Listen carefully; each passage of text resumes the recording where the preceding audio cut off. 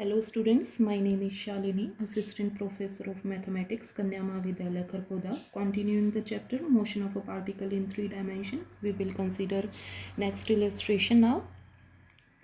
First, let us read out this statement.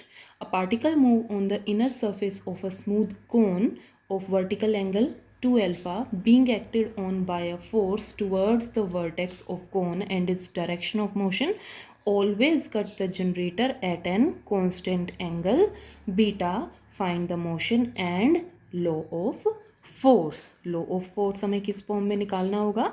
F is equal to mu by some distance की power n. ये हमें law of force find out करना है.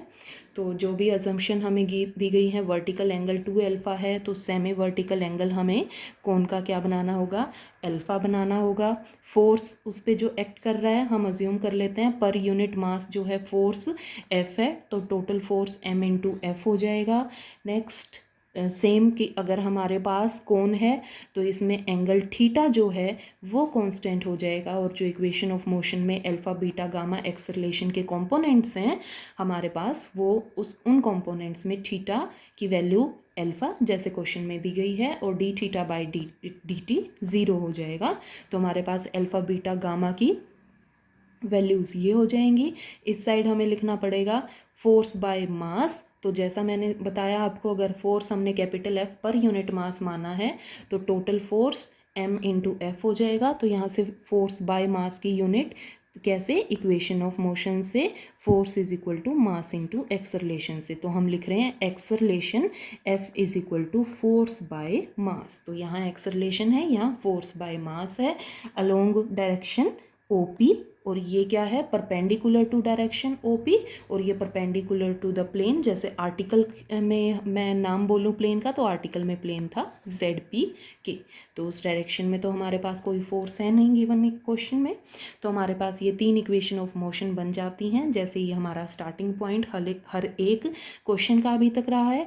Equation of motion के बाद next हमारा step क्या रहेगा कि हमें थर्ड इक्वेशन जो है उसको इंटीग्रेट करना होता है. ये टर्म ज़ीरो से ज़ीरो की साइड जाके वेनिश हो जाएंगी, और हम बची हुई टर्म का अगर इंटीग्रेशन करेंगे तो क्या आएगा? R square D phi by D T equal to some constant of integration से C1. तो ये हमने थर्ड इक्वेशन को क्या किया है? इंटीग्रेट करके इक्वेशन बना ली है. अब हमारे पास क्या दिया गया है कि जो मोशन है पार्टिकल का वो कट करता है जनरेटर को at a constant angle beta. तो जो हमारा कोन का जनरेटर है उसको बीटा एंगल पे कट करता है. तो टेन ऑफ बीटा की वैल्यू क्या होगी यहाँ से? R sine alpha, R OP जो हमने माना है, ओपी का distance R sine alpha, alpha angle ये है, तो R sine alpha D phi by D T divide by D R by D T. ये हमारे पास टेन ऑफ बीटा की वैल्यू हो जाएगी. नेक्स्ट टेन ऑफ बीटा की ये एक इक्वेशन हमारे पास, साथ के साथ जो हमने इक्वेशन 3 को इंटीग्रेट करके इक्वेशन बनाई थी, अगर हम दोनों इक्वेशंस को आपस में सोल्व करें, यहाँ पे D phi by D T जो कॉमन टर्म है उसको आपस में सोल्व करते हुए हम D R by D T की वैल्यू यहाँ से फाइंड आउट कर सकते हैं. और अगर हमें D R by D T मिल गया है तो हम D R by D T को एक बार डिफ्रेंशिएट करके constant term D R by D T को, अगर इस इक्वेशन को हमें टी के रिस्पेक्ट डिफ्रेंशिएट करना है तो ये हमारे पास 3 कांस्टेंट टर्म और 1 बाय आर का जो है डिफ्रेंशिएशन होगा -1 by R square D R by D T. D R by D T की वैल्यू दोबारा से पुट करके हमने आर डबल डैश की वैल्यू निकाल ली है. अब हम क्या करेंगे? हमने ये डिफ्रेंशिएशन किया क्यों है? क्योंकि हमें इक्वेशन नंबर 1 में आर डबल डैश की वैल्यू की ज़रूरत थी, और यही वैल्यू हमने ऊपर इक्वेशन नंबर 1 में पुट कर दी है. जब हम इक्वेशन नंबर 1 में जब आर डबल डैश की वैल्यू पुट करेंगे तो साथ में आप ध्यान दें D phi by D T भी है, और D phi by D T की वैल्यू हम C1 bye R square put कर देंगे. तो ये सभी वैल्यूज़ पुट करने के बाद हमारे पास कैपिटल F की वैल्यू आ जाएगी. और सिंपल अपना बेसिक मैथमेटिक्स टर्म्स कॉमन लेना, ट्रिग्नोमेट्री का फॉर्मूला यूज़ करना, 1 प्लस कोट स्क्वायर बीटा की वैल्यू होगी साइन स्क्वायर बीटा. ये सभी अपने बेसिक फॉर्मूले यूज़ करके हमारे पास F की वैल्यू आ जाएगी some constants into 1 by R cube. जो जितने भी कॉन्स्टेंट टर्म हैं उनको हम म्यू मान के हमारे पास लॉ ऑफ फोर्स आ जाएगा F is equal to mu by R क्यों? तो हमारे पास एक पार्ट पूरा हो गया है क्वेश्चन का। हमारे पास क्या बचा है फाइंड आउट करना? हमने फाइंड द मोशन। मोशन हम क्या करेंगे? हम वेलोसिटी फाइंड आउट करके दिखा देंगे मोशन डिस्कस करने के लिए। तो वेलोसिटी जैसा कि हमें पता है तीनों कंपोनेंट्स का स्क्वायर का सम का अंडर रूट होती है। तो इसमें dr/dt की वैल्यू हम निकाल चुके हैं। नेक्स्ट यहाँ पे जो कंपोनेंट होता है उसमें d∅/dt की जो टर्म आएगी उस नेक्स्ट वाले कंपोनेंट में उस कंपोनेंट में वैल्यू क्या हो जाएगी? 0 हो जाएगी। और लास्ट हमारा कंपोनेंट ये है। दोबारा से अगर हम देखें, हमें डिस्कस करना है मोशन डिस्कस करने के लिए हम वेलोसिटी फाइंड आउट करके दिखा देंगे। वेलोसिटी के ये 3 कंपोनेंट्स के स्क्वायर का सम का अंडर रूट हमने लिख दिया है। पहला कंपोनेंट dr/dt की वैल्यू यहाँ से हम पुट कर देंगे। नेक्स्ट सेकंड कंपोनेंट में d∅/dt जो था उसके कारण ये वैल्यू 0 बन गई है। थर्ड कंपोनेंट में हम d∅/dt की वैल्यू पुट कर देंगे। कहाँ से? हमारे पास d∅/dt है यहाँ पे, ठीक है। तो हम सारी वैल्यूज़ जो हैं पुट करने के बाद जब सिंप्लीफाई करेंगे तो हमारे पास जो वैल्यू बनेगी उस वैल्यू में हम म्यू की वैल्यू यूज़ करते हुए v को लिख पाएंगे √μ/r। ये हमारे पास सिंप्लीफाई करके आ जाएगी। तो हमने वेलोसिटी फाइंड आउट करके दिखा दी है। साथ ही साथ हम फाइंड आउट क्या कर देंगे? इक्वेशन नंबर 2 से। अगर हम इक्वेशन नंबर 2 में जो r/m is equal to -r sin alpha cos alpha d∅/dt whole square है, इस इक्वेशन में भी d∅/dt की वैल्यू पुट कर सकते हैं। यहाँ से वैल्यू पुट करके ये और एक हमारे पास इक्वेशन बन जाएगी। तो इन दोनों इक्वेशन से हम अपना मोशन डिस्कस करके बता सकते हैं। तो हमारे पास लॉ ऑफ फोर्स भी कैलकुलेट हो गया है और मोशन भी हमने 2 इक्वेशंस बना दी हैं जिससे हम अपना मोशन डिस्क्राइब कर सकते हैं गिवन पार्टिकल का। तो यहाँ पे ये हमारे इलस्ट्रेशन कंप्लीट होती है। नेक्स्ट हम चलते हैं अगली इलस्ट्रेशन पे। क्या सिचुएशन दी गई है हमें? A smooth circular cone of angle 2α, angle हमें 2α दिया गया है, has it axis vertical and its vertex which is pierced with a small hole downwards. A mass capital M hangs at rest by a string which passes through the vertex and mass capital M। पहले वाला capital M ले लेते हैं हम। Second जो मास है वो हम स्मॉल m ले लेते हैं। Hangs at rest by a string which passes through the vertex. ठीक है। नेक्स्ट हमें सिचुएशन दी गई है यहाँ पे। ये स्मॉल m और कैपिटल M मास के बारे में बताया गया है। हमें जो सिचुएशन दी गई है पहले हम उसको ड्रॉ कर लेते हैं एक बार। हमें कोन दिया गया है जिसकी एक्सिस हमें वर्टिकल दी गई है। तो वर्टिकल एक्सिस के लिए मैं एक कोन ऐसे ड्रॉ करूँगी। नेक्स्ट हमें सिचुएशन में क्या दिया गया है? एंगल जो है कोन का वो कितना दिया गया है? 2α दिया गया है। तो अल्फा हो जाएगा हमारे पास सेमी वर्टिकल एंगल। नेक्स्ट जो हमारे पास किसी भी टाइम पे हम कंसीडर कर लेते हैं, जो मास स्मॉल m है वो इस p पॉइंट पे है। अब स्मॉल m मास इस p पॉइंट पे है तो उसका वेट mg डाउनवर्ड एक्ट करेगा। ठीक है।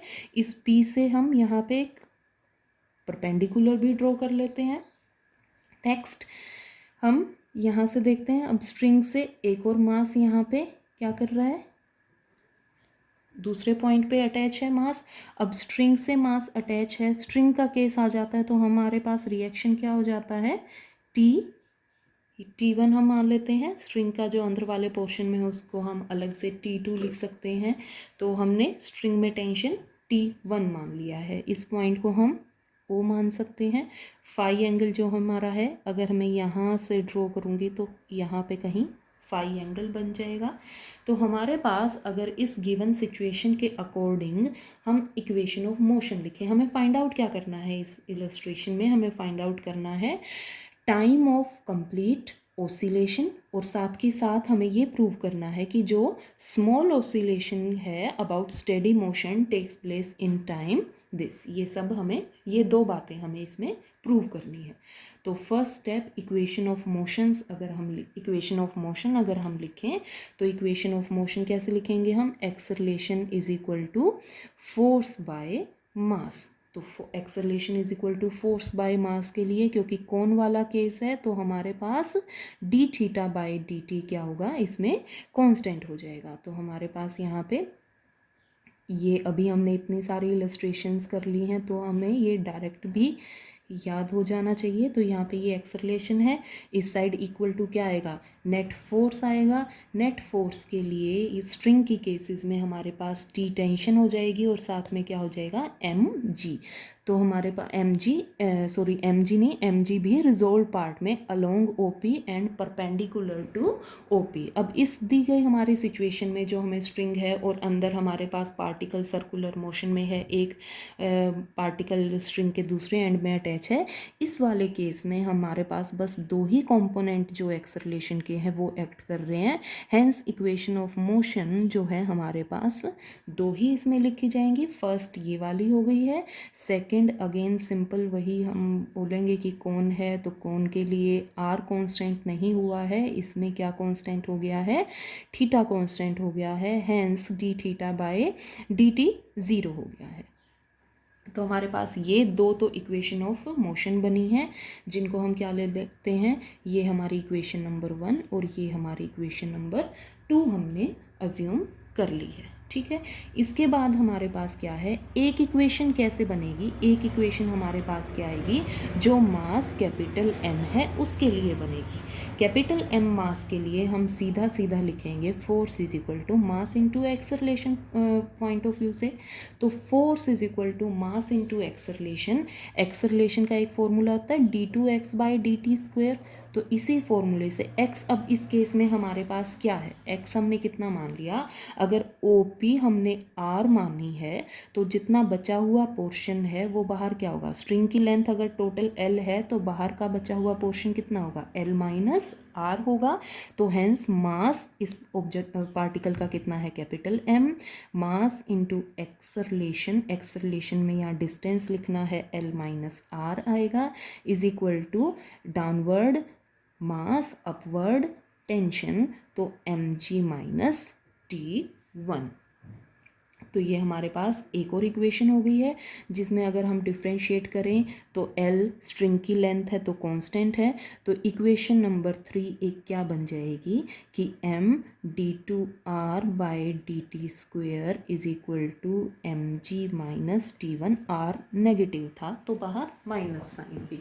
अब नेक्स्ट स्टेप हमारे पास क्या होगा, जो हमारे पास हम हमेशा क्या करते हैं, जो इक्वेशन ऑफ मोशन में लास्ट इक्वेशन बनती है उसको इंटीग्रेट कर लेते हैं, जो ज़ीरो वाली इक्वेशन बनती है। तो इसमें इक्वेशन नंबर 2 है, इक्वेशन नंबर 2 को इंटीग्रेटिंग बोथ साइड्स। तो जब हम इक्वेशन नंबर 2 को इंटीग्रेट बोथ साइड्स करेंगे, यहाँ पे हमारे पास क्या टर्म बचेंगी, सिर्फ R square D five by D theta D T.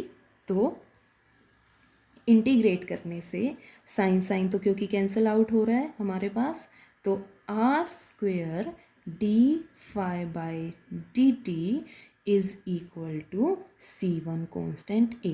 तो यहाँ से हमारे पास ये टर्म बन जाएगी। अब ये एक इक्वेशन है हमारे पास। अब इस इक्वेशन से हम क्या कोशिश करेंगे कि C1 अननोन जो कांस्टेंट है उसकी वैल्यू हमें मिल जाए। इसके लिए हम क्या करेंगे, जब हमारे पास गिवन कंडीशन को यूज़ करेंगे, जब हमारे पास स्टेडी मोशन है तो स्टेडी मोशन में एक्सेलरेशन 0 है, इसका मतलब d2r by D T square 0 है। और r हम मान लेते हैं, सपोज कोई भी वैल्यू मान ले कि उस पोजीशन पे क्या होगा, d मान सकते हैं हम उस पोजीशन पे। और साथ के साथ जो हमारे पास d5 बाई डी टी है, एंगुलर वेलोसिटी हम ओमेगा मान लेते हैं उस केस में। तो यही सारी वैल्यूज़ जो है हम यूज़ करेंगे आगे एक इक्वेशन से, जिससे हमें C1 की वैल्यू मिल जाए। हम ये सारी इनिशियल कंडीशंस जो हैं ये यूज़ करने के लिए क्या करते हैं, इक्वेशन नंबर 3 जो हमारे पास बनी हुई है ये वाली इक्वेशन, और इक्वेशन नंबर 1 जो हमारे पास बनी हुई है, इन दोनों को आपस में सब्ट्रैक्ट कर देते हैं। और जब सब्ट्रैक्ट करें तो आप देखो d2r/dt² की टर्म्स अगर हम इकट्ठी लिख दें तो क्योंकि सब्ट्रैक्ट कर रहे हैं तो माइनस माइनस प्लस बन जाएगा। नेक्स्ट अगर हम ध्यान दें तो यहाँ पे हम पहले उठा लेते हैं d5/dt² वाली टर्म, ये जो है यहाँ पे हमारे पास टर्म जो है ये। नेक्स्ट mg कोस एल्फ़ा बचा हुआ है, और साथ में t1 तो कैंसिल आउट हो गया, साथ में क्या बच गया, सब्ट्रैक्ट कर रहे हैं तो माइनस साइन आ जाएगा, माइनस mg। ये हमने क्या किया है, इक्वेशन सब्ट्रैक्टिंग इक्वेशन 3 फ्रॉम 1, ये हमने ऐसे सिंप्लीफाई किया है। अब ये जो हमारे पास इक्वेशन बन गई है, इस इक्वेशन में हम सभी वैल्यूज़ पुट कर दें, ये जो भी हमने अजम्पशंस ली है, तो यहाँ से हमारे पास d2r/dt² 0 बन जाएगा, m ओमेगा स्क्वायर r की वैल्यू d हो जाएगी, omega square sine square alpha as it is ही रहेगा। ये वैल्यू पुट कर दी यहाँ पे इस टर्म में हमने, इक्वल टू ये माइनस साइन है, माइनस माइनस कॉमन आ जाए माइनस साइन, हम g भी कॉमन ले सकते हैं, small m plus capital m, और small m plus capital m में minus g capital M plus m कोस एल्फ़ा, ऐसे लिख लेते हैं। ये हमने सोल्व कर लिया, सभी वैल्यूज़, तीनों वैल्यूज़ पुट कर ली। अब ये जो सभी वैल्यूज़ हमने पुट की है, यहाँ से हम देख पा रहे हैं इस इक्वेशन को हम चाहें तो कोई भी नाम भी दे सकते हैं, से स्टार। साथ के साथ हमने यहाँ पे ऊपर जब c1 कांस्टेंट ऑफ इंटीग्रेशन लगाया था, इससे भी अगर हम देखें तो d5/dt ओमेगा है और r की वैल्यू d है, इसमें भी पुट कर दें। तो एक और इक्वेशन हम डबल स्टार नाम दे दें बेशक से, एक और इक्वेशन हम यहाँ से लिख सकते हैं c1 = d² ओमेगा, एक इक्वेशन ये बन गई है। अब नाउ ये सभी इक्वेशंस बनने के बाद हम क्या करते हैं, आगे अपनी कैलकुलेशन करने के लिए जो r है उसको, उसमें हम slight change small x value से हम देखते हैं, हम r को मान लेते हैं d+x। अगर हम r को d+x ले रहे हैं तो अगर इसको डिफ्रेंशिएट बोथ साइड्स करें 2 टाइम्स d, क्योंकि कांस्टेंट है, तो d2r/dt² की वैल्यू d2x/dt² बनेगी, ये वैल्यू बन जाएगी। और साथ के साथ d5/dt जो है, d5/dt क्या है, c1/r², तो c1 की वैल्यू क्या है, d² ओमेगा, और r की वैल्यू क्या है, d+x²। तो यहाँ से ये जो वैल्यू बनी है, इसमें हम d कॉमन ले लें, d कॉमन लेंगे तो बाहर आके स्क्वायर हो जाएगा, d² हो जाएगा, और 1 + x/d की होल पावर -2 हो जाएगी अगर ऊपर लिखें। तो हम इसकी एक्सपेंशन करें, एक्सपेंशन करने के बाद जब हम -2 है तो -2xd, and neglecting higher powers of x, because x is small, हमने बोला है कि स्मॉल चेंज हम इसमें लेंगे। तो यहाँ से d5/dt की वैल्यू आ गई है। अब d5/dt की वैल्यू जो आ गई है, ये एक इक्वेशन है। अब इसको हम यूज़ करते हैं कहाँ पे, ये वाली जो हमने दो इक्वेशन को सब्ट्रैक्ट करके एक इक्वेशन बनाई थी। यहाँ पे d2r/dt² को d2x/dt² लिखें, जो अभी हमने यहाँ पे बोला है। नेक्स्ट स्मॉल m और capital M as it is.